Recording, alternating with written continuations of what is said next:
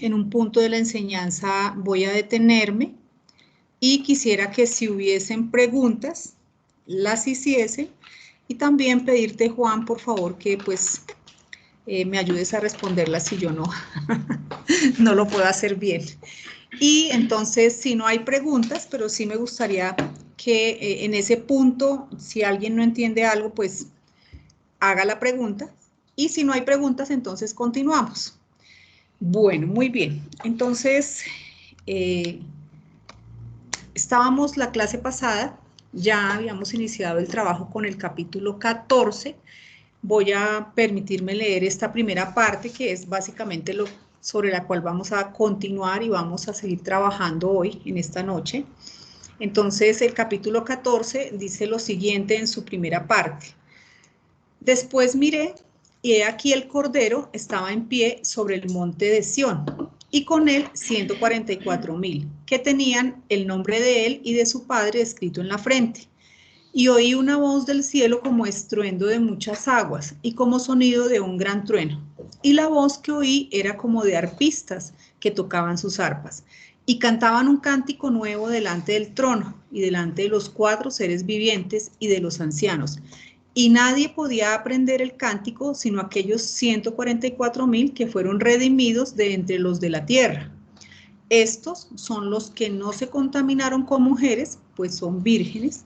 Estos son los que siguen al Cordero por dondequiera que va. Estos fueron redimidos de entre los hombres como primicias para Dios y para el Cordero. Y en sus bocas no fue hallada mentira, pues son sin mancha delante del trono de Dios. Bien, voy a detenerme acá y vamos a ir directamente a trabajar, que ya habíamos empezado. Bien, decíamos la clase pasada que para iniciar es muy importante tener el contexto, que en este caso es un contexto de contraste. ¿Por qué? Porque en el capítulo 12 y 13 veníamos trabajando escenarios ya de la gran tribulación. Tenemos en la quinta, sexta y séptima trompeta los ayes que ya cayeron. Luego, en el capítulo 12 de Apocalipsis tenemos la caída de la bóveda celeste directamente de Satanás y todos sus huestes de ángeles.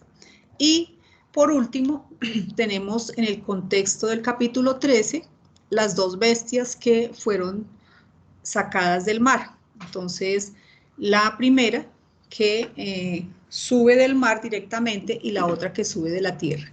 Ese es el contexto que traemos, pero en el capítulo que comienza, en el capítulo 14, viene cambio de tema, ¿sí? Y aquí se inicia directamente, Juan ve el Cordero, y recordemos que el Cordero es una simbología hermosísima referida al Señor Jesucristo, que fue inmolado en sacrificio voluntario hasta la muerte. Inmediatamente lo que podemos ver es que lo que continúa es en esta misma dirección los que también van a ser inmolados en sacrificio voluntario hasta la muerte inclusive, ¿sí? Entonces, visto dentro de este contexto de los escenarios de la gran tribulación, pues efectivamente hay un contraste porque los que vienen van a sufrir padecimientos grandes. Deben mantenerse firmes, porque ya vimos que está la marca de la bestia, que no pueden comprar, no pueden vender, pero ellos se deben mantener firmes hasta la muerte. Este es el tiempo. Y decíamos también que estos creyentes que van a estar en ese final, perfectamente pueden ser comparados con Sadrach, Mesach y Abednego, que también inclusive fueron llevados al horno del fuego para que fueran muertos. Pero pues un milagro de parte de Dios los sacó con vida. Bien, este es el comienzo de este capítulo 14. Cuando dice aquí, después miré y aquí el Cordero estaba en pie sobre el monte de Sión, lo que inmediatamente nos damos cuenta es que aquí Dios nos lleva, ¿sí?, a tener otra perspectiva, puesto que sabemos que todavía el Señor Jesucristo no ha regresado, sino que faltan todavía más juicios. Entonces, lo que sucede es que Dios muestra este capítulo como si ya hubiese ocurrido la venida del Señor Jesucristo. Y eso quiere decir que ya hemos visto, Dios muestra desde diferentes ángulos. Esa es una de las cosas que tiene Apocalipsis por las cuales no se puede entender directamente, porque Dios va hasta un tema adelante y luego se regresa y luego a una visión adelante y luego regresa a una visión atrás. Entonces hay que estar muy atentos para poder entender que ahora nos lleva este capítulo a una visión adelante, como si ya hubiese ocurrido la segunda venida. Entonces, ¿por qué? Porque sabemos que estos 144,000 que van a aparecer ya están con el Cordero en el monte, ¿sí? De Sión. Listo. La clase pasada entonces vimos la importancia que ha tenido el monte de Sión a través de toda la historia del pueblo judío. De allí se habla que saldrá la salvación, allí será donde finalmente asiente el rey, Dios, de allí sale el resplandor, la vara del poder del Mesías, la bendición para el Señor y la ley. Muy importante siempre a través de la historia. Y ahora nos muestra que allí sobre este monte va a aparecer el Cordero con 144,000. Ese es el contexto inmediato. Bien, aquí viene el centro y este es el tema que queremos que quede muy claro, ¿sí? Cuando en este versículo 1 hablan de los 144,000, entonces la pregunta consecuente es, bueno, ¿quiénes son estos 144,000 que están con el Cordero en el monte de Sión? Entonces, la idea es que vamos a armar lo que hemos aprendido de quiénes son estos 144,000 para que podamos tener claro de aquí en adelante. Bien, la primera mención que se hace de estos 144,000 es en el juicio del sexto sello. Y dice aquí, es la primera vez que aparecen ellos como tal, 144,000. Dice en Apocalipsis 6:12, miré cuando abrió el sexto sello y aquí hubo un gran terremoto y el sol se puso negro como tela de silicio y la luna se volvió toda como sangre. Y las estrellas del cielo cayeron sobre la tierra, como la higuera deja caer sus hijos cuando es sacudida por un fuerte viento. Y el cielo se desvaneció como un pergamino que se enrolla, y todo monte y toda isla se removió de su lugar. O sea, un juicio tremendo. En 7:1, después de esto, de estos juicios, vi a 4 ángeles que detenían los 4 vientos de la tierra para que no soplase viento alguno sobre la tierra, ni sobre el mar, ni sobre ningún árbol. Vi también a otro ángel que subía de donde sale el sol y tenía el sello del Dios vivo y clamó a gran voz a los 4 ángeles diciendo, no hagáis daño a la tierra, ni al mar, ni a los árboles, hasta que hayamos sellado en sus frentes a los siervos de nuestro Dios. Y oí el número de los sellados, 144,000 sellados de todas las tribus de los hijos de Israel. Bien, esta es la primera aparición. Entonces lo que podemos ver acá es que estos 144,000 dice que son sellados en la frente y son siervos, o sea que le sirven a Dios. Bien, ¿qué más podemos mirar? A continuación dice, y oí el número de los sellados, 144,000 sellados de todas las tribus de los hijos de Israel. De la tribu de Judá, 12,000 sellados, de la tribu de Rubén, 12,000 sellados, y empiezan a nombrarse las distintas tribus, que son 12. Bien, aquí llama la atención el número 144,000, que es un número múltiplo del 12. Entonces, vamos a mirar por qué el 12 en este capítulo específicamente tiene gran importancia. Nos remitimos al libro de Bullinger, Cómo entender y explicar los libros de la Biblia. Cómo entender y explicar los libros de la Biblia. Y el doctor Bullinger, da como explicación que 12 es el número de la perfección de gobierno. ¿Por qué? Siempre que hay 12 es gobierno. Ejemplos aquí todos, los 12 patriarcas, desde Set hasta Noé, los 12 hijos de Jacob, las 12 tribus judías, los 12 pilares del altar, las 12 joyas del pectoral del sumo sacerdote, recordemos que él tenía por cada tribu los 12 espías enviados a conocer la tierra prometida, los 12 apóstoles, los 12 tronos en donde se sentarán los discípulos, las 12 legiones de ángeles para rescatar al Señor Jesucristo. Bien, y específicamente en el libro de Apocalipsis tiene mucha más importancia, porque tiene ahí los 24 ancianos, 12 por 2, los 144.000, las 12 estrellas de la corona de la mujer, las 12 puertas donde están inscritos los nombres de las tribus y los 12 ángeles, las 12 piedras del fundamento de la Nueva Jerusalén y en ella los nombres de los 12 apóstoles, 12.000 estadios, el tamaño de la Nueva Jerusalén, la pared tiene 144 codos, las 12 puertas de perlas, el árbol de la vida que produce 12 frutos, uno por cada mes, y encontramos que el 12, que es el número de gobierno, en Apocalipsis se encuentra muchas veces. Por lo tanto, los 144.000 encajan muy bien. Entonces, 12 tribus y 12.000 de cada uno, ahí están. Listo. Bien. Esto está escrito, que son de 12.000 de cada uno, en Apocalipsis 7:5. Bien, ¿qué significa esto? Estos 12.000 de cada tribu serán el gobierno principal sobre el mundo y están ahí para llevar el conocimiento de Dios por toda la tierra. Pero ¿desde dónde será este gobierno, ¿sí?, que se va a hacer sobre el mundo? Estará ubicado para estos 144.000 desde la Jerusalén celestial, que será la sede principal de gobierno. Desde allí van a salir todas las directrices para los gobiernos de la tierra. Recordemos que desde allí se van a regir con vara de hierro las naciones que queden, ¿sí? Esto va a ser durante el milenio.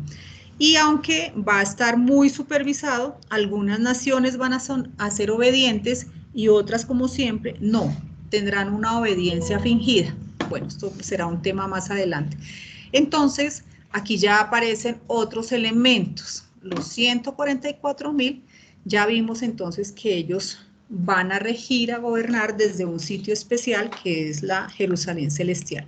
Y van a tener unos homólogos también acá en la tierra, unos gobernadores acá en la tierra, y todos se van a encargar que efectivamente en ese tiempo se cumpla la obediencia fiel. Listo. Bien. Vamos entrando entonces al tema más importante. Estos 144.000 que aparecen aquí pertenecen a un grupo llamado los vencedores, y aquí es muy importante que tengamos esto presente. Estos vencedores son un grupo que ha existido durante todos los tiempos, ¿sí? Entonces, estos 144.000 podría decirse de alguna forma que son los últimos que van a entrar a este grupo, a este que va para la Jerusalén celestial. Entonces es ahí donde toca empezar a encajar. Bien, nosotros ya habíamos trabajado esta parte de este grupo de vencedores que hace parte del hijo, el hijo varón de la mujer. Recordemos, no hace mucho vimos en Apocalipsis 12, dice, y el dragón se paró frente a la mujer que estaba para dar a luz, a fin de devorar a su hijo, tan pronto como naciese.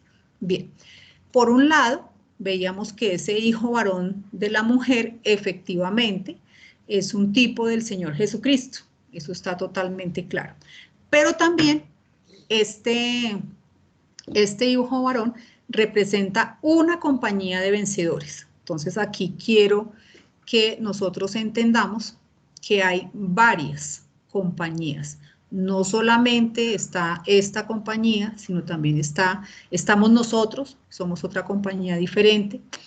Están la gran multitud, que también la hemos trabajado, que es otra compañía. Están los hijos, no, perdón, los amigos del marido, y ahorita otras que Juan nos va a nombrar. Entonces, lo que quiero que tengamos claro es que hay varios tipos de compañías, es decir, de grupos que Dios a través del tiempo se ha estado haciendo para él, son remanentes. Este grupo de vencedores son aquellos que fueron más allá, como ya lo vamos a ver. Bien, sigamos acá. Entonces dice que el hijo varón, además de ser el tipo del Señor Jesucristo, es también una compañía de vencedores que justamente nacerá en medio de la angustia, en el tiempo más difícil de la humanidad, que será la gran tribulación. El Apocalipsis, esto es muy importante de tener en cuenta, está dirigido a los vencedores del tiempo futuro, no está dirigido a nosotros, sino a los que vivan en ese momento. Por supuesto, cuando los que vivan en ese momento lean, van a tener claridad, más claridad sobre lo que ellos tienen que hacer. Nosotros todavía no podemos entender muchas cosas porque no las estamos viviendo ni podemos, las podemos prefigurar, vislumbrar, pero no las podemos entender totalmente.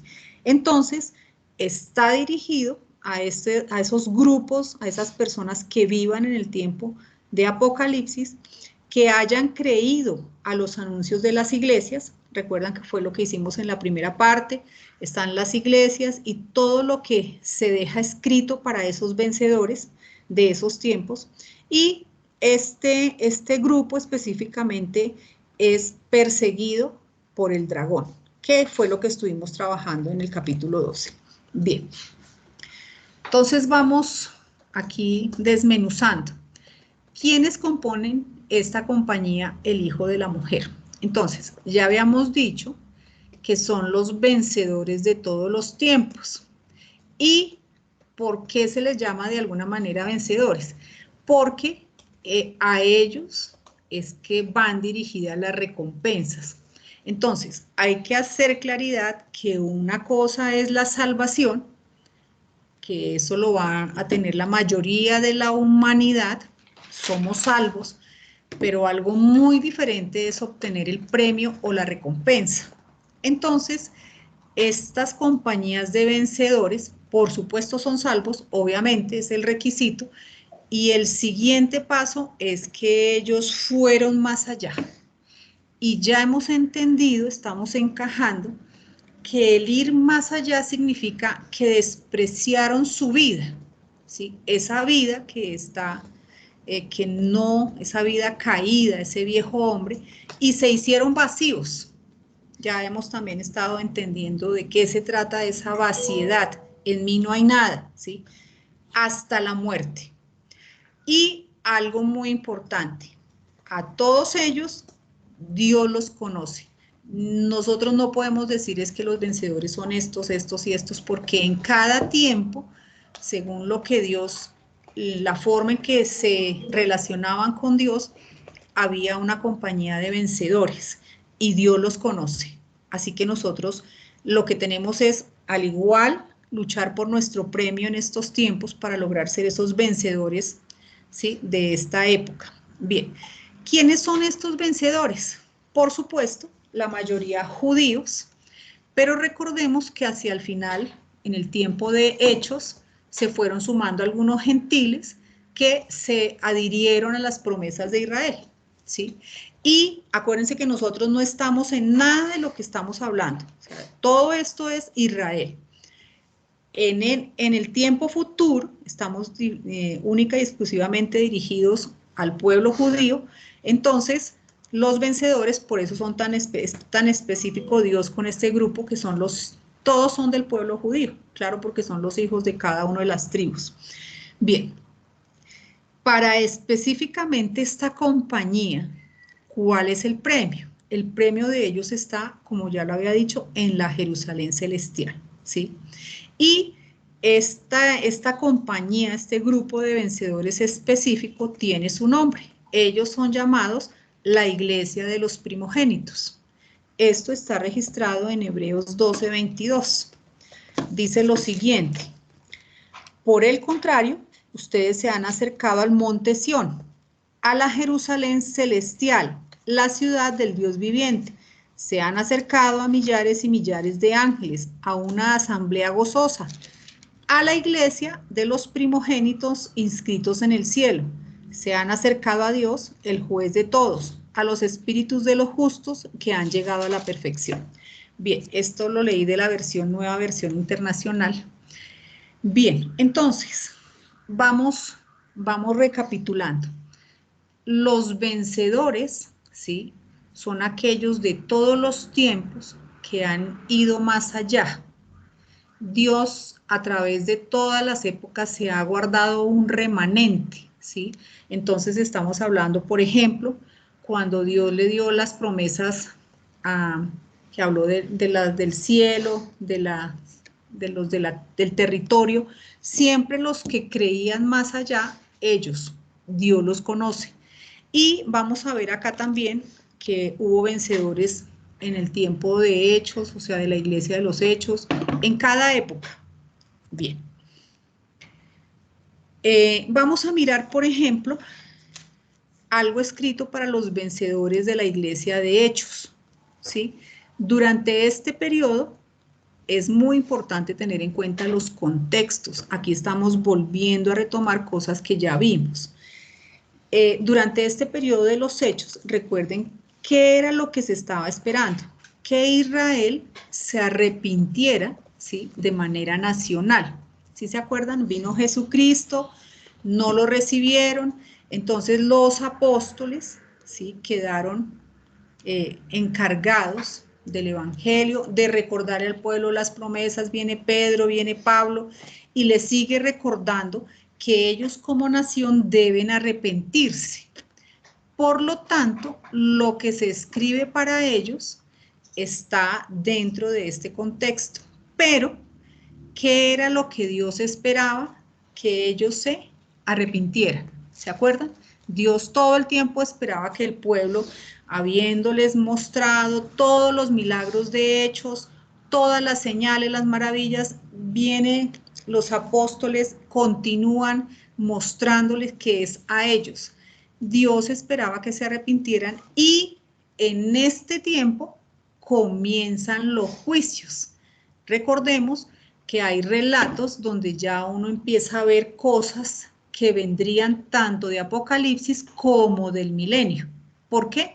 Porque la idea era que una vez el pueblo se arrepintiera, vendrían los momentos de Apocalipsis, los juicios que recaerían sobre las naciones, porque ya Israel arrepentido, y luego vendría el milenio. Entonces, todos estos relatos que vimos, que algunos relatos ya eran sobre el milenio.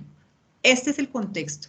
Entonces, recordemos, hay epístolas escritas por Pablo para esta iglesia, que son Gálatas, Primera y Segunda de Tesalonicenses, Primera y Segunda de Corintios, Hebreos y Romanos.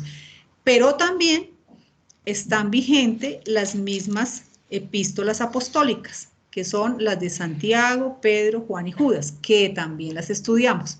Bien, entonces, aquí es muy importante entender lo que está sucediendo. El Evangelio de Juan, que fue el último, acuérdense que es Primera de Juan, Segunda de Juan, Tercera de Juan, antes de escribir Apocalipsis, ¿sí?, está dirigido a Israel. Y lo que quiero que veamos es que aunque Israel está ciego, ese evangelio está vigente, ¿sí? ¿Qué quiere decir? Que en estos tiempos de la gracia está corriendo en paralelo las promesas nuestras, que son en los lugares celestiales, pero también Dios está llamando vencedores en esta época que se aferren a las promesas de Israel, ¿sí? Entonces, Juan nos ha comentado este grupo de israelitas allá que se congregan, que están. Entonces, es muy importante tenerlo en cuenta, porque a veces uno cree que somos en este tiempo los únicos que estamos creyendo. No, Dios se ha asegurado que además de nosotros, que tenemos nuestras promesas arriba, aquí hay otros que continúan creyendo, aunque Israel está ciego nacionalmente, ellos continúan creyendo, están firmes. Entonces, Dios en todos los tiempos está buscando esos remanentes de vencedores. Dicho de alguna forma, los hijos de estos tiempos irán a ser los vencedores del futuro. Están en los hijos de Israel regados por todas las naciones del mundo. Entonces, ellos no están quietos, hay muchos que se están moviendo. ¿Por qué? Porque ellos están mirando las epístolas escritas a ellos, ¿sí? Entonces, en paralelo, nosotros nos podemos ir, pero acá pueden quedar compañías, ¿sí?, de vencedores que Dios los está buscando. Bien, entonces, en este mismo contexto, hay usos dentro del Evangelio de Juan para ellos. Por ejemplo, la palabra hijitos, que tiene de alguna manera relación con ese hijo de la mujer de Apocalipsis, ¿sí? Y es un diminutivo cariñoso, ¿sí?, de parte del Padre. Por ejemplo, en Juan, primera de Juan 2:1, le habla a esos hijitos, a esos vencedores, hijitos míos. Estas cosas os escribo para que no pequéis. Y si alguno hubiere pecado, abogado tenemos para con el Padre, a Jesucristo el justo. En primera de Juan 2:12, os escribo a vosotros, hijitos, porque vuestros pecados os han sido perdonados por su nombre. En primera de Juan 4:4, hijitos, vosotros sois de Dios y los habéis vencido, porque mayor es el que está en vosotros que el que está en el mundo. Fíjense que acá habla de vencer, ¿sí? Son vencedores. Bien, todo esto es para que nosotros veamos que el hijo de la mujer no ha gestado hijos, o sea, no ha parido hijos únicamente en Apocalipsis, sino durante todos los tiempos. Acordémonos que la mujer es Israel, ¿sí? Entonces ella siempre ha estado dando continuamente hijos. Bien. En Romanos, que también es una epístola escrita a ellos, también habla de esos vencedores. ¿Quién nos separará del amor de Cristo? Romanos 8:35, tribulación o angustia, persecución o hambre o desnudez o peligro de espada, como está escrito, por causa de ti somos muertos todo el tiempo, somos contados como ovejas de matadero. Antes en todas estas cosas somos más que vencedores por medio de aquel que nos amó. Por lo cual estoy seguro que ni la muerte, ni la vida, ni ángeles, ni principados, ni potestades, ni lo presente, ni lo porvenir, ni lo alto, ni lo profundo, ninguna otra cosa creada nos podrá separar del amor de Dios que es en Cristo Jesús, Señor nuestro. Ciertamente, todos los que tengan este amor de Dios pueden llamarse vencedores, porque no es fácil tener este amor, ¿sí? Entonces, solo Dios los conoce. En cada época, estamos aquí ubicados en la iglesia de los hechos, ¿sí?, en ese tiempo. Y esto mismo está vigente en estos tiempos. Para los que así lo crean, que no estén entendiendo las promesas altas, sino estas, entonces aquí van a haber un remanente de vencedores. Bien, entonces, ese hijo de la mujer, algo muy importante, repasemos. El hijo de la mujer son los vencedores de todos los tiempos, son aquellos que van a recibir su recompensa en la Jerusalén celestial. Dios los conoce, siempre han ido más allá, se han negado a sí mismos. Bien, ellos son los que van a ser arrebatados. Esto también ya lo vimos. Ese grupo de vencedores, el hijo de la mujer, es al cual se refiere Primera de Tesalonicenses 4:13 y Primera de Corintios 15:51. ¿Por qué lo traigo aquí? Porque recordemos que en un tiempo nosotros creíamos que esta esperanza del arrebatamiento era la nuestra. Creíamos en esta esperanza, pero pues Dios ha tenido a bien mostrarnos que no. Más adelante voy a explicar la diferencia, o sea, entre la nuestra, porque quiero que hablemos solo de Israel, y esta, que es el arrebatamiento, pero para el hijo de la mujer, los vencedores de todos los tiempos. Entonces dice acá, Primera de Tesalonicenses 4:13, tampoco queremos, hermanos, que ignoréis acerca de los que duermen, para que no os entristezcáis, como los otros que no tienen esperanza. Porque si creemos que Jesús murió y resucitó, así también traerá Dios con Jesús a los que durmieron en él. Por lo cual os decimos esto en palabra del Señor, que nosotros que vivimos, que habremos quedado hasta la venida del Señor, no precederemos a los que durmieron. porque el Señor mismo con voz de mando, con voz de arcángel y con trompeta de Dios descenderá del cielo. Recordemos que este descender es un descender invisible, que todavía no es la segunda venida. Y los muertos en Cristo resucitarán primero. ¿Cuáles? Todos los vencedores de todas las épocas, que sean los vencedores, que Dios los conoce, ellos van a resucitar primero. Y luego, nosotros, refiriéndose a los que estén en Apocalipsis, que sean de los 144,000 y los que Dios conozca, en ese momento, y luego nosotros los que vivimos, los que hayamos quedado, seremos arrebatados juntamente con ellos en las nubes para recibir al Señor en el aire, y así estaremos siempre con el Señor.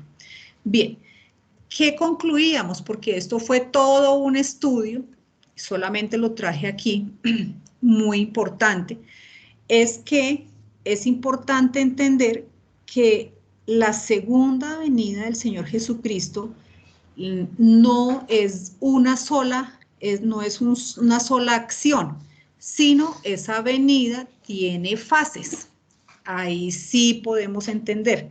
Una de las fases es el arrebatamiento para estos vencedores, que va a ocurrir de manera, la cual va a ocurrir sin que sea visible. O sea, no va a ser ya la segunda venida, porque es que esta es una primera fase, ¿sí? Y nosotros hicimos una consideración que podría ser a la mitad de los 3 años y medio. ¿Por qué? Porque ya habíamos estudiado que el Señor Jesucristo, Él dice algo, dice, velad pues en todo tiempo, orando que seáis tenidos por dignos de escapar de todas estas cosas que vendrán, es decir, de la gran tribulación. Es ahí donde se hace un corte y es ahí donde nosotros consideraríamos, que no lo estamos afirmando que es, consideraríamos que ahí se da ese arrebatamiento para el hijo de la mujer. Todo enmarcado dentro de la consideración de que el día y la hora nadie sabe, ¿sí? Es lo que nosotros creemos. Por esto estos temas son tan sensibles, porque no podemos afirmar, hay muchas cosas que no entendemos, ¿sí? En Mateo 24:36 dice, pero el día y la hora nadie sabe, ¿sí? O sea, nosotros solo lo podemos dejar en consideración. Entonces, este grupo de vencedores no va a cruzar por la gran tribulación. Por lo tanto, eso quiere decir que los 144,000 solo van a estar los primeros 3 años y medio, ejerciendo su ministerio, ¿sí?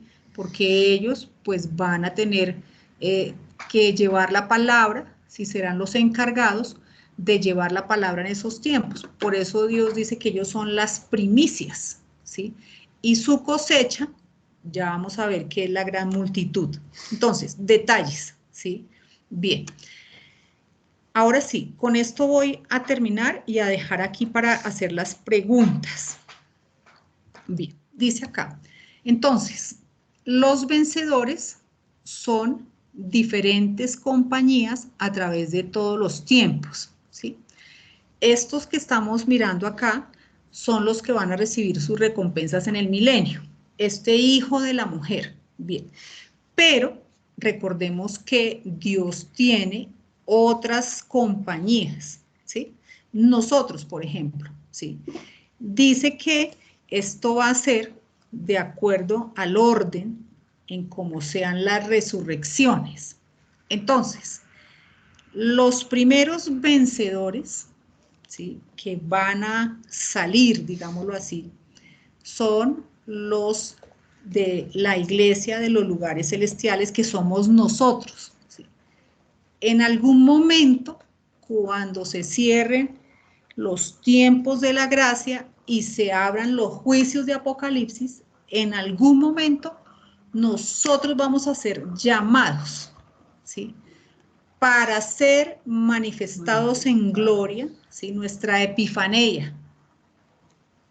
¿Cuándo, la hora, el momento, el lugar? No se sabe. Pues sabemos obviamente que vamos a ser los primeros, hasta ahí, que vamos a ser llamados. ¿Cómo va a ser? No, No, la palabra no lo dice. Bien, entonces, ¿dónde son nuestras promesas? Arriba, las más altas, en los lugares celestiales, ¿sí? Van a ser, nosotros también vamos a tener allá, ese es nuestro premio, ¿sí? En los lugares celestiales. Luego vienen los arrebatados, el hijo de la mujer, que son los vencedores de estos últimos, incluidos los 144.000 que van a la Jerusalén celestial, segundo grupo.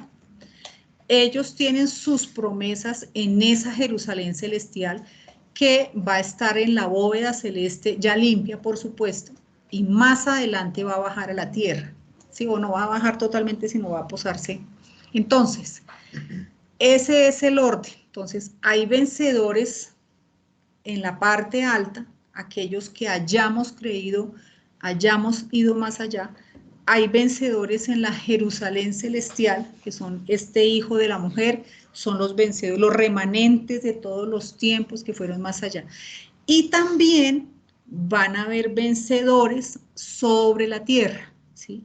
Ellos van a estar en el territorio, gobernados o dirigidos también por la Jerusalén celestial y por los demás arriba, supongo de alguna forma eso tiene que ser así, pero recordemos que todo es en servicio, no es que tengamos poder, sino todo va a ser en servicio. ¿Cuándo? Todas estas recompensas van a ser disfrutadas en el tiempo del milenio, ¿sí? Entonces, estas compañías que inclusive en estos tiempos Dios está formando, en este momento Dios está formando allá la de los lugares celestiales y acá en la tierra ya empiezan los remanentes de vencedores, los que estén creyendo por las promesas de Israel, los que entiendan, los que hayan ido más allá, están ahí. Entonces, dentro de este contexto están los 144.000 que se encuentran en el monte Sión. Bien, voy a detenerme acá y me gustaría escucharlos. Hay muchas y yo también quiero que Juan pues nos comente que nosotros por supuesto no lo sabemos todo, cada vez que estudiamos algo hay más inquietudes, pero pues vamos encajando con la luz que Dios nos va dando. Entonces, se abren micrófonos, por favor. Vamos ahí, Miguelito, a tener preguntas, inquietudes. Sí, me gustaría hacer una observación. En primer lugar, es genial cómo has expuesto pues, todo el tema. Es bueno siempre recordar que esto, en un audio que puse a Amparo esta semana, es como una película que vamos viendo, donde a mitad de la película pues surgen cantidad de cuestiones que todavía no entendemos, y esto es lo que nos ocurre. Y qué bonito como el Espíritu nos ha llevado a mantenernos vacíos en su presencia y a escudriñar cada día las Escrituras, porque si ya hubiésemos visto al final de la película, pues no precisábamos indagar. Y sin embargo sí que precisamos, porque surgen todas estas cuestiones. Ahora bien, hay cosas que se van iluminando y, como digo, el cuadro se va haciendo mucho más claro. Y viendo la presentación de Amparo, me hacía ver el Espíritu una distinción entre los que se van para la Jerusalén celestial y la gran multitud. Si nosotros vemos en el primer versículo que ha citado Amparo, las características que ve Juan de estos tiene mucha similitud a la descripción que se hace en los primeros capítulos de Apocalipsis de aquella voz que escuchó por detrás y que él volviéndose ve a un cordero, pero dice que era una voz como de muchas aguas. Dice también, dice varios detalles que tiene la descripción que da de nuestro Señor Jesucristo, la espada aguda en su lengua, los cabellos blancos. Bueno, pues estos ciertamente van a tener la capacidad que tiene nuestro Señor Jesucristo. Y sin embargo, de la multitud, que dice que también están enfrente del trono, y esto del trono es hermoso porque vemos también al principio del Apocalipsis un trono en los lugares celestiales. Él ahora está escondido, pero hace su aparición en un trono en los lugares celestiales, envuelto con todas sus huestes celestiales que no se revelaron.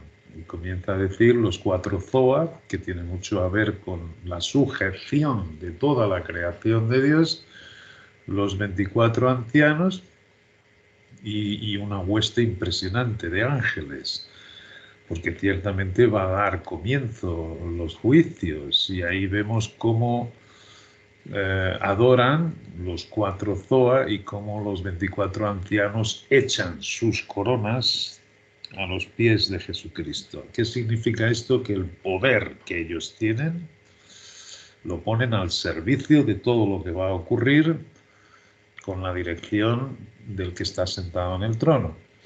Pero lo que quiero haceros ver es que estos 144.000 se distinguen de la gran multitud que también está en el trono, pero sabemos que hay un trono en los lugares celestiales, hay un trono en la Jerusalén celestial y hay un trono en la tierra, donde ciertamente el corregente de Jesucristo va a ser David.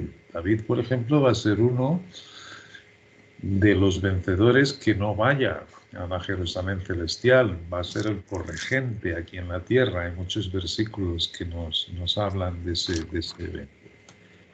Pero la gran multitud que está enfrente de este otro trono, y son todos el trono de justicia de nuestro Dios, con lo que se va a llevar a cabo la gobernación en el milenio, estos dicen que están con vestiduras, y estas vestiduras también nos están hablando de su posición preeminente, y nos dice que tienen palmas en sus manos, lo cual también habría que hacer un estudio sobre esa palabra palmas cuando aparece en otros lugares de las Escrituras, para ver qué tipo de privilegios van a tener aquí en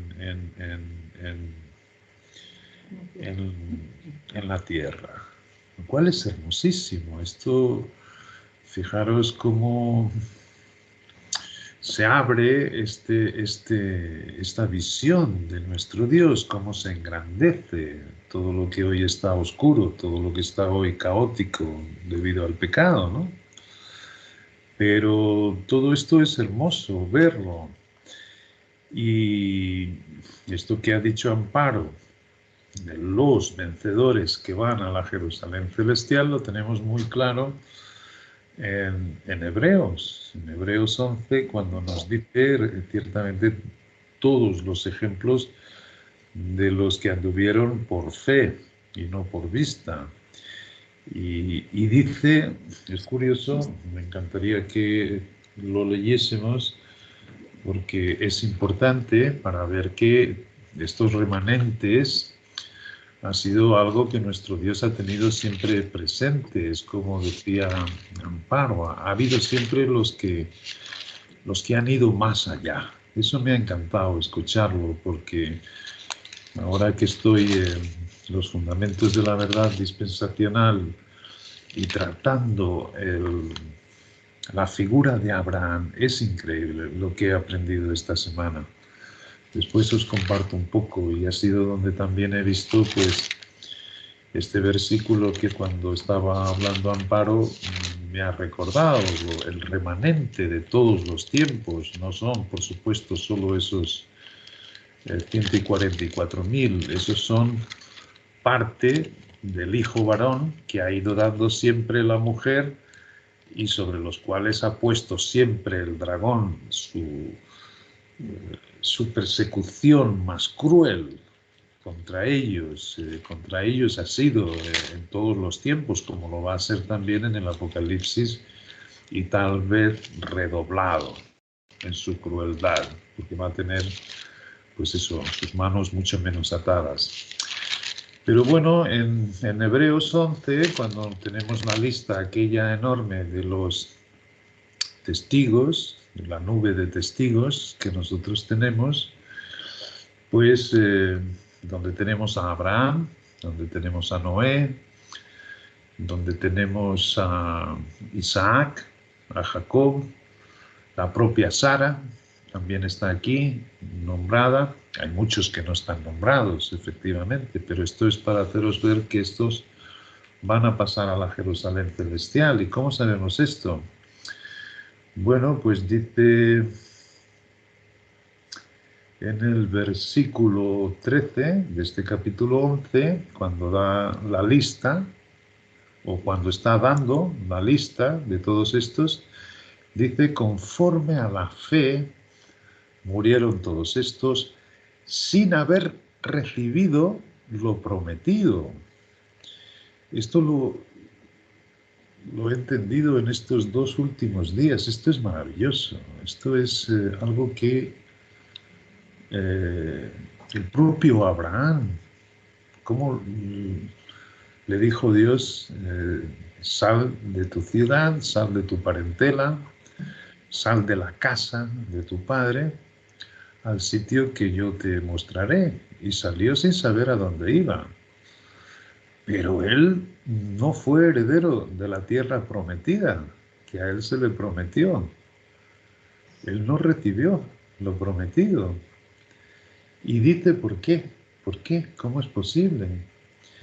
Porque dice que conforme a la fe murieron todos estos sin haber recibido lo prometido, sino mirándolo de lejos y creyéndolo y saludándolo y confesando que eran extranjeros y peregrinos sobre la tierra. Porque lo que esto dice claramente da a entender que buscan una patria. Pero si hubiesen estado pensando en aquella de donde salieron, ciertamente tenían tiempo de volver. Pero anhelaban una mejor, esto es celestial, por lo cual Dios no se avergüenza de llamarse Dios de ellos, porque les ha preparado una ciudad. Esta es la Jerusalén celestial, que Dios ha preparado y ha revelado a los que quisieron ir más allá. Y esto tiene una aplicación preciosa en los miembros del cuerpo de Cristo, en los miembros de la Iglesia del Gran Secreto, porque son sin duda ninguna un remanente que ha querido ir más allá, a los cuales sin duda Dios les ha preparado un lugar que nadie se hacía ni idea. Nadie. Y sin embargo tenemos las epístolas escritas en prisión por Pablo, donde sin duda ninguna el lugar de bendición de esta gente es en los lugares más altos celestiales. Si estos 144.000 y estos que se llama el hijo varón y los vencedores de todos los tiempos a los cuales Dios les reveló la Jerusalén celestial tienen estos privilegios, que van a poder estar capacitados para muchas de los privilegios que solo tiene nuestro Señor Jesucristo, ¿qué con nosotros? ¿Qué es lo que nos aguarda a nosotros? Donde nuestro cuerpo es además el único que no tiene una cabeza, sino que la cabeza de todos nosotros es el propio Señor Jesucristo. Esto es como Dios nos va iluminando, esto es como Dios nos va exhortando a que nos quedemos firmes en nuestra esperanza. Esto es lo maravilloso. Por tanto, vencedores.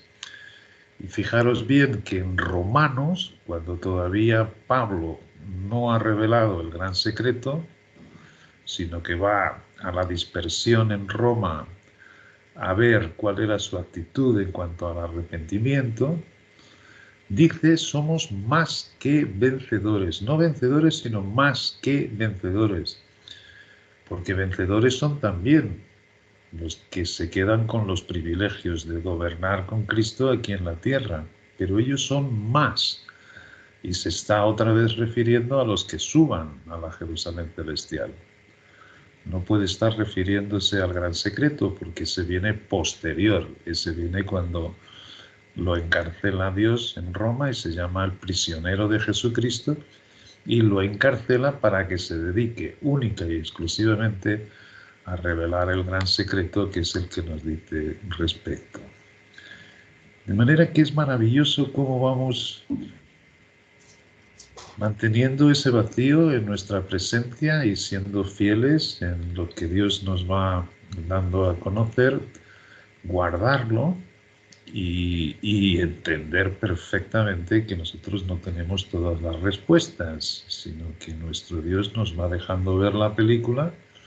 Y lo que es cierto, y como decían los hombres de Dios de 1900, finales y principios de finales de 1800 y principios de 1900, los que viviésemos más cerca de estos escenarios, pues Dios les iría iluminando el entendimiento. Y eso es lo que está sucediendo, viendo las señales de los tiempos que quería nuestro Señor Jesucristo que estuviésemos atentos, pues la verdad es que lo tenemos a la mano. Gracias, Juan. Bien. Abiertos micrófonos, preguntas acerca de estos vencedores, acerca de los 144.000. Claro que nos faltan ver muchos aspectos, pero la idea es esta parte.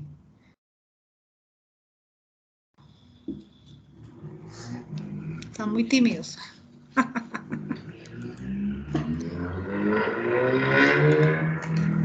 Bien, no hay preguntas, nadie, todo ok. Bueno, entonces voy a continuar entonces un paso más con los vencedores.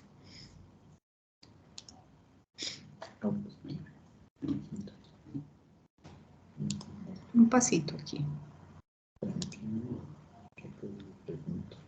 Sí, alguien levantó la mano. Bueno, por aquí ahí hice algo. Yo creo que Sandra está intentando preguntar si todos estos vencedores de la Jerusalén celestial son todos de las 12 tribus. Y no. Yo creo que hay la mayor parte judíos, pero ciertamente también gentiles. Recordaros que había prosélitos que se fueron sumando a la esperanza de Israel. Por tanto, también hay que contar con ellos de entre los gentiles. Pero sí, la gran mayoría son judíos. Esto tiene también que ver con este otro llamamiento que nuestro Dios está haciendo. Para mí fue una bendición conocer a Amir Sarfati, es decir, este judío, que su platella, o sea, a quien él se dirige, una gran parte son gentiles. De hecho, yo creo que la mayor parte, porque los de Israel nacionalmente continúan estando ciegos. Sin embargo, hay una multitud que se está levantando, judía, que son cristianos, que para nada están hablando del gran secreto, y lo único que están hablando, y porque son ciertamente de ese llamamiento, es de la esperanza de Israel. Y están queriendo que los gentiles también se sumen, y de hecho está teniendo muchísimo éxito. Y no os imagináis cómo conoce las profecías. Yo escucharlo es una bendición tremenda. De manera que no solo judíos, aunque preeminentemente los que estén ahí en esa Jerusalén celestial serán mayoritariamente judíos. Sí. Gracias.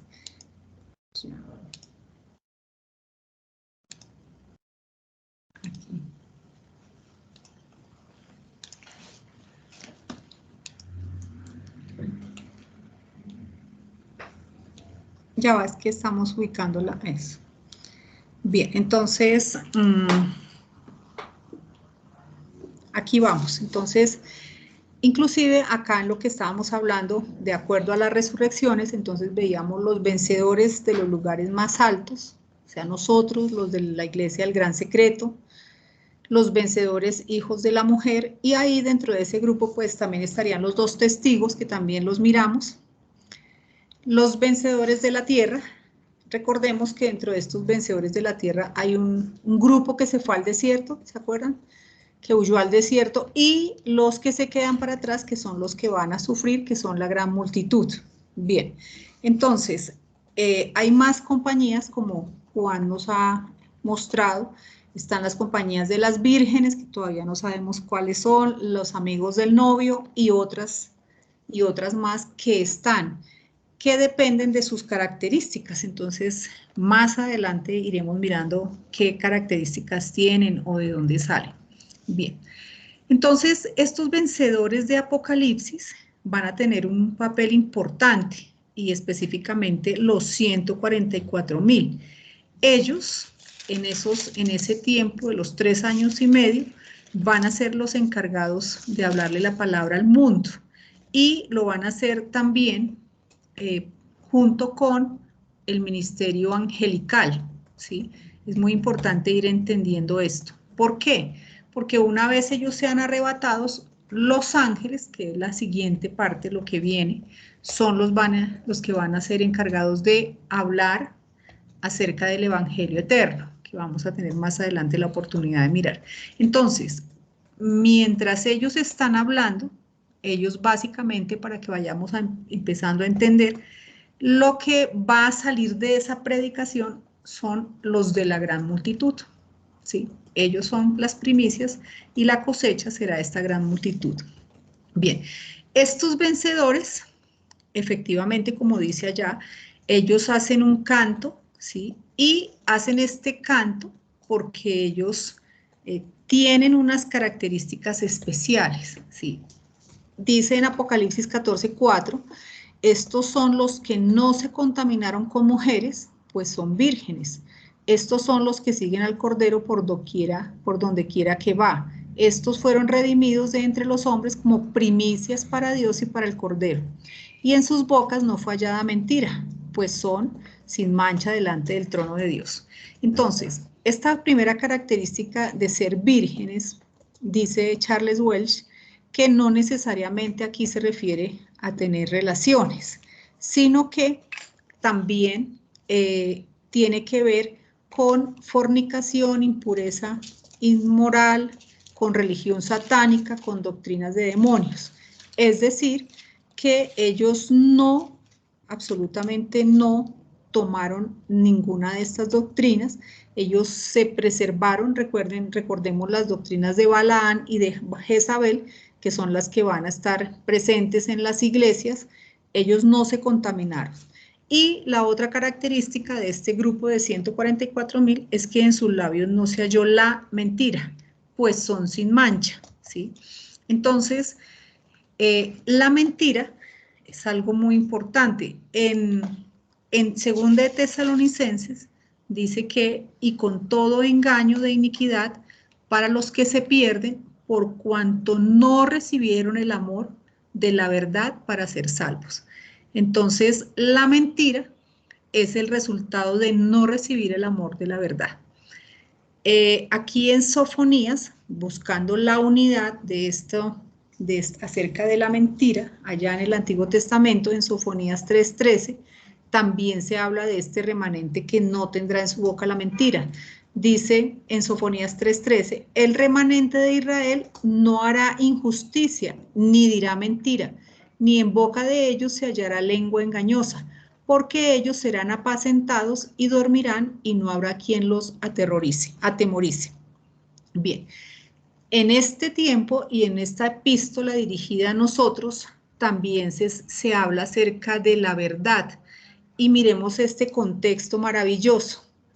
En Efesios 4:21 dice así, si en verdad le habéis oído y habéis sido por él enseñados conforme a la verdad que está en Jesús, En cuanto a la pasada manera de vivir, despojaos del viejo hombre que está viciado, conforme a los deseos engañosos, y renovaos en el espíritu de vuestra mente, y vestíos del nuevo hombre, creado según Dios en la justicia y santidad de la verdad. Por lo cual, desechando la mentira, hablad verdad cada uno con su prójimo. Entonces, en este contexto y para nosotros, la mentira es ese viejo hombre que está viciado. Al nosotros entender, ¿sí?, y permitir que Cristo se forme en nosotros, cada día vamos dándonos más cuenta que efectivamente ese hombre viciado es una mentira, ¿sí?, que vivimos en él, tenemos el conflicto, pero que definitivamente eso no tiene nada que ver, esa vieja naturaleza no tiene nada que ver con nosotros, con esa nueva naturaleza que es en justicia y en santidad de la verdad. Y todo eso, ¿quién lo hace? La formación de Cristo, el poder darnos cuenta que es ese viejo hombre es la mentira de nuestras vidas. Bien, y aquí para cerrar, recordar que los vencedores tienen unas recompensas maravillosas. Aquí hay para todos, no solamente para los que están en la Jerusalén, sino los vencedores en general. Dice en Apocalipsis 2:7, al que venciere le daré de comer del árbol de la vida, recuerden, en medio del paraíso de Dios. En Apocalipsis 2:10, no temas en nada lo que vas a padecer, sé fiel hasta la muerte y yo te daré la corona de vida, ese es el premio. El que venciere no sufrirá daño de la segunda muerte. En 2:17, el que venciere daré de comer del maná escondido y le daré una piedrecita blanca y en la piedrecita escrito un nuevo nombre, el cual ninguno conoce sino aquel que lo recibe. En 2:26, al que venciere y guardare mis obras hasta el fin, yo le daré autoridad sobre las naciones y las regirá con vara de hierro y serán quebradas como vaso de alfarero, como yo también la he recibido de mi Padre. Esta es la que estamos hablando, de esa autoridad para regir las naciones. En 3:5, el que venciere será vestido de vestiduras blancas y no borraré su nombre del libro de la vida y confesaré su nombre delante de mi Padre y delante de sus ángeles. Al que venciere, yo le haré columna en el templo de mi Dios y nunca más saldrá de allí y escribiré sobre él el nombre de mi Dios y el nombre de la ciudad de mi Dios, la nueva Jerusalén, la cual desciende del cielo de mi Dios y de mi nuevo nombre.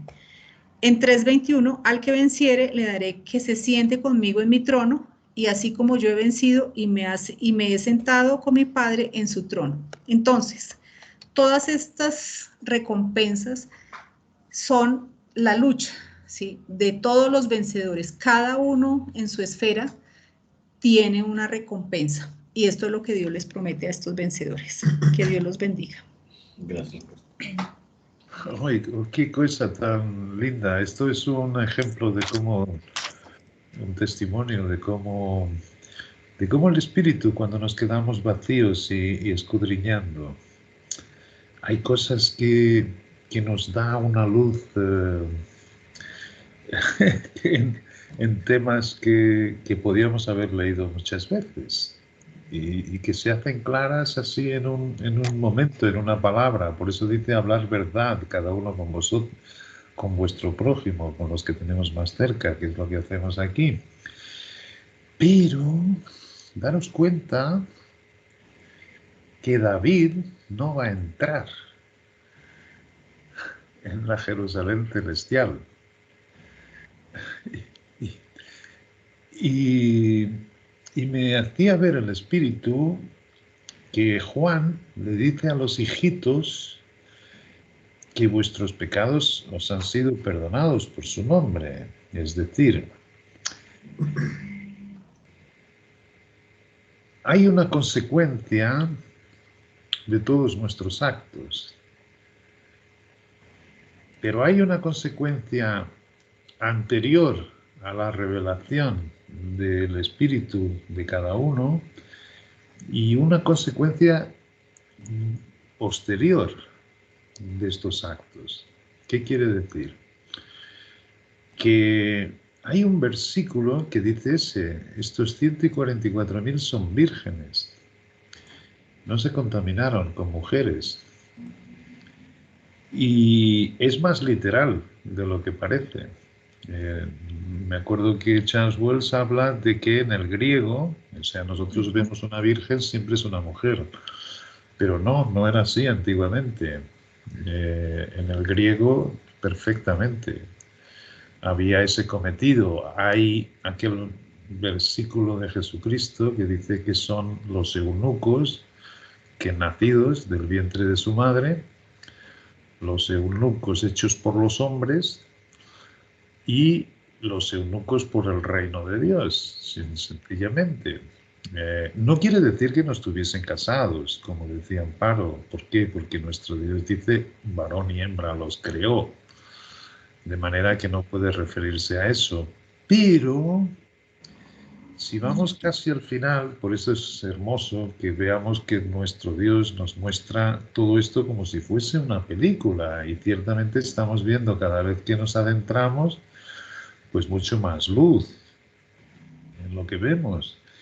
Pero hay un versículo que dice que en la Jerusalén celestial no entrará ningún afeminado, ningún homicida, ningún adúltero, ningún... Y escuchando ahora lo que estaba diciendo Amparo, me recordó yo no estoy denigrando ni mucho menos a David. No, no, no, no podemos juzgar los fracasos de los creyentes que vemos y que además son tipo de nuestro Señor Jesucristo. Pero él fue homicida y él sí que se contaminó con mujeres, y sobre todo en el caso de, ¿cómo se llamaba? Betsabé, Betsabé. Exacto, exacto. Y fijaros hasta qué punto son estas figuras de Cristo tipo de todo lo que nos va contando nuestro Dios y que con lo que se va haciendo más luz en el cuadro que vamos viendo. ¿Qué fue lo que sucedió a ese hijo que tenía en el vientre esa mujer? El niño murió, el Y primero murió. ciertamente él dejó, la consecuencia fue que él dejó de ser también considerado hijo varón en el campo de la iglesia del hijo varón que nos ha mostrado en el Apocalipsis. Ciertamente él no hizo esto sin conocer a nuestro Dios, sino que nuestro Dios ya andaba con él hacía muchísimo tiempo. Hizo aquello de una manera muy consciente y aquello fue un gran pecado para Israel y ciertamente perdió su recompensa de la Jerusalén celestial. Claro que, y esto es algo que también el Espíritu ya nos lleva mostrando, ¿os acordáis de aquel versículo que dice, de los nacidos de mujer no hay ninguno mayor que Juan el Bautista? Pero en el reino, cuando venga el reino del milenio, el reino de Dios aquí en la tierra, el más insignificante es mayor que Juan el Bautista. Y el Espíritu ya nos ha hecho ver que todos los que pasen al milenio, todas estas compañías que pasen al milenio, van a estar tan sumamente satisfechos con lo que Dios haya preparado para cada uno, que no va a querer ni tener envidia por ser otro cuerpo. Esa es una manera de pensar y de razonar humana, pero no del Espíritu. Él va a ser corregente aquí en la tierra, pero ciertamente coincide con aquel versículo que en ese Jerusalén celestial no entrará ninguno que conociendo a Dios de una manera consciente, naturalmente peque al punto de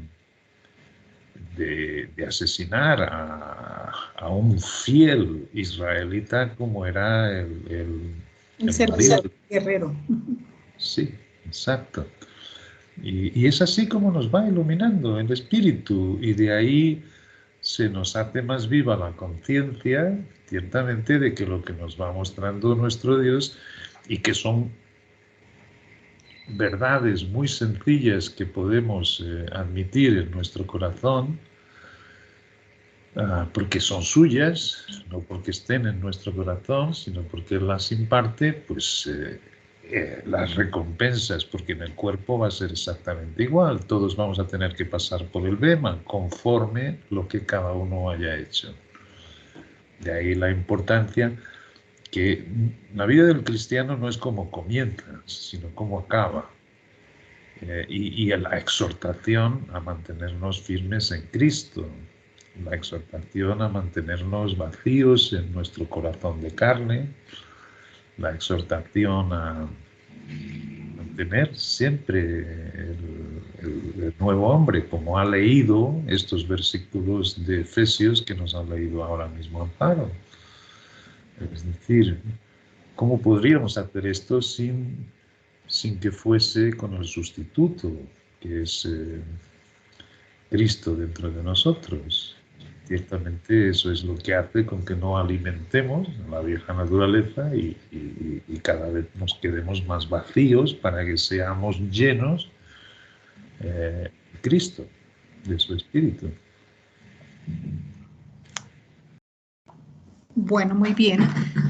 Yo por aquí leo que Sandrita coloca, esta compañía es prácticamente desde el principio, sí, efectivamente, y por todos los tiempos, sí, efectivamente, hasta Apocalipsis, o sea, ahí faltaría incluido, o sea, no solamente incluidos los 144.000, que dice hasta Apocalipsis, o sea, los 144.000, no, es... lo que entiendo acá es que Sandrita piensa que son 144.000 todo el tiempo, no. Esos son solo los de Apocalipsis, que son los últimos que entrarían antes de ser arrebatados, antes de ser llevados. Pero no, esa no es una cifra, digamos, que los contiene a todos desde el comienzo, sino son los últimos que entran. Bien. ¿Alguien tiene algo más que preguntar, que decir? Sí, esto tiene a ver exactamente con la parte que estoy en este momento haciendo de los fundamentos de la verdad dispensacional. Y estoy en Abraham y descubriendo cosas maravillosas. Y fijaros cómo Dios le dice, sal de tu patria, sal de tu parentela y sal de la casa de tu padre. Y sin embargo, y qué bonito cómo está puesto en las Escrituras y hay tantos detalles que tiene que ser el Espíritu a mostrarnos, porque no podemos, por mucho cuidado que nosotros queramos poner nuestro, cada vez estoy más convencido de que es el Espíritu que nos va iluminando con las palabras, Dios le da esta orden, este mandato. Antes de esto, el sitio Ur de los caldeos era el sitio de una idolatría impresionante, conocida por los avances de la técnica, pero sobre todo idólatra hasta decir llega. Es de ahí de donde llama a Abraham. Y Abraham sale. Pero el versículo siguiente dice, y salió Taré, el padre, salió Taré, y se llevó a Lot, y se llevó a su hijo Abraham. Y fíjate, lo que Dios le había dicho es, sal de tu patria, sal de tu parentela y sal de la casa de tu padre. Es decir, aléjate. Y esto él lo obedece. Pero Taré, que su nombre significa el viajero, el vagabundo. Vagabundo no en el sentido como lo tenemos hoy, mucho más despectivo de lo que realmente era, pero era uno que le gustaba salir y entrar y ir y venir. Y en ese sentido es el significado de su nombre, Taré. Él escuchó a su hijo y lo aprovechó él. Y lo aprovechó y entonces tú vienes conmigo. Y así salieron. Salieron por la obediencia de Abraham, pero ellos aprovecharon el viaje. Entonces, si vamos viendo, Dios le dijo, a la tierra que yo te mostraré. Y sin embargo vamos viendo que ellos llegaron hasta Aram y en Aram se pararon y allí habitaron durante mucho tiempo hasta que el padre, Taré, murió. Si vemos en el mapa, desde Ur de los Caldeos hasta Aram son cerca de 900 kilómetros que hicieron en su travesía. Pero no atravesaron el territorio del Imperio Babilónico. Solo atravesaron Lot y Abraham. Es curioso porque después de esta travesía, Aram, el sitio todavía donde había estos ídolos, Aram era conocido no solo por ser el límite fronterizo del Imperio Babilónico, sino también porque se adoraba al mismo Dios que se adoraba en Ur de los Caldeos. El padre no quiso ya seguir para adelante. Al padre le costaba dejar para atrás todo lo que había vivido y todos sus dioses y todas sus idolatrías. Y cuando Esteban está refiriendo en el libro de Hechos, él habla de la idolatría, de cómo adoraban a otros dioses. Bueno, pues el padre no quiere continuar. Lot, que sigue con él, nunca fue ni de paz ni de bendición para Abraham. Y de hecho, cuando llega un momento de separarse, él escoge la tierra más fértil, porque se habían hecho los dos de bastantes riquezas en todo este peregrinaje y ya no se podían mantener juntos. Lot escoge la parte del valle con Sodoma y Gomorra. Eso era lo que a los 5 sentidos era muchísimo más atractivo, mucho más. Mientras que Abraham se queda con la parte del desierto. Esto tiene muchísima connotación, efectivamente, cómo Dios permite. Salvos son muchos, pero que quieran dejar su idolatría, que quieran dejar las cosas visibles para conocer al invisible, son los que atraviesan el Éufrates. Y de los que atraviesan el Éufrates hay los que se quieren quedar en los valles fértiles de este mundo. Y sabemos qué es lo que ocurrió. Perdió su mujer, mismo cuando los ángeles lo estaban sacando de allí, la mujer volvió para atrás y se convirtió en estatua de sal. Es decir, todo esto nos habla de todas estas compañías de salvos, hasta dónde quieren llegar. Y esto ocurre con nosotros, ocurre con todos. Efectivamente, y ahora entonces coincide ese versículo que dice nuestro Señor Jesucristo, que quien ama a padre, a madre, a hijo, a hija, antes que a mí, no es digno del reino de Dios, de los cielos. No es digno, no quiere decir que no sea salvo, pero no es digno de seguir hasta alcanzar las riquezas que nuestro Padre tiene preparados para cada uno conforme a lo que alguno haya hecho. Esto ¿qué es lo que hace? Nos aviva nuestra esperanza, nos deja ver un Padre mucho más grande que el que hemos visto hasta aquí, como Él es misericordioso y siempre va empequeñeciendo al hombre.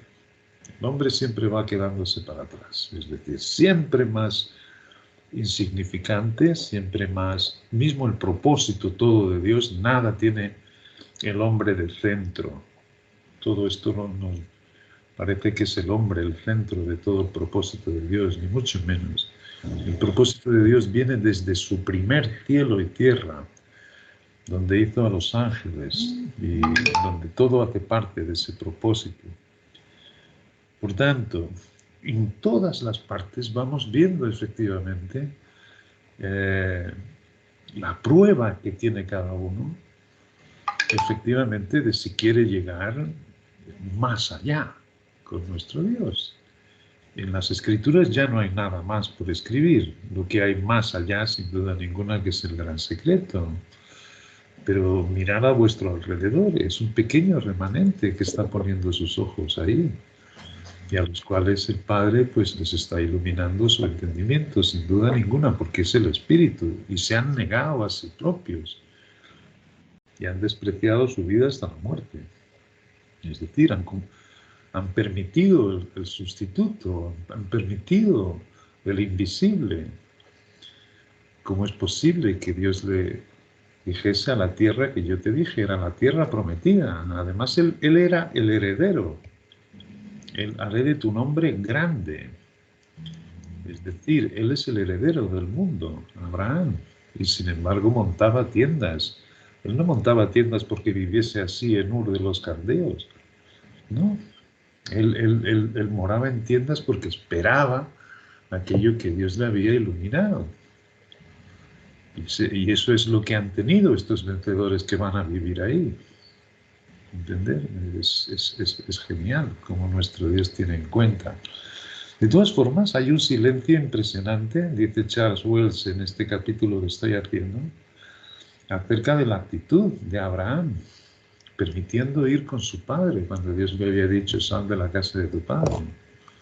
Hay un silencio impresionante, pero él continúa, permite hasta la muerte de su padre, sigue con él, sigue adelante, atraviesa el Éufrates, se separa de Lot, porque Lot prefiere las cosas visibles y las riquezas mundanas, y él continúa viviendo en el desierto y viviendo en tiendas, sin querer poner un pie como herencia en esta tierra, porque esperaban a porvenir.